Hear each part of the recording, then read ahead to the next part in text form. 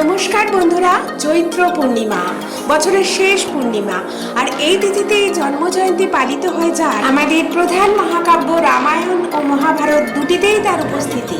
সে হলো বীর হনুমান। এই হনুমানজির অন্যতম শক্তিশালী রূপ তার পঞ্চমুখী রূপ।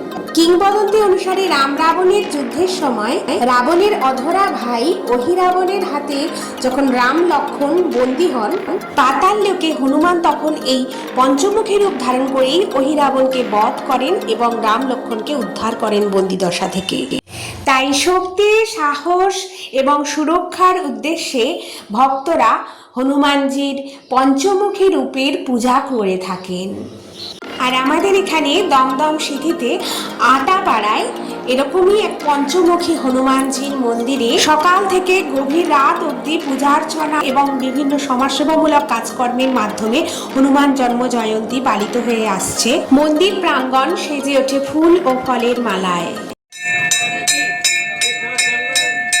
ভক্তি, শক্তি, সাহস ও নিঃস্বার্থ সেবার প্রতীক হলেন রাম ভক্ত হনুমান।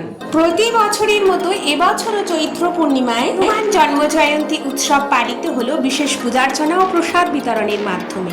বিশেষ পুজোর আয়োজন করা হয়েছে, সেই বিশেষ পুজোতে আপনাদের সবাইকে সাদর আমন্ত্রণ জানাই।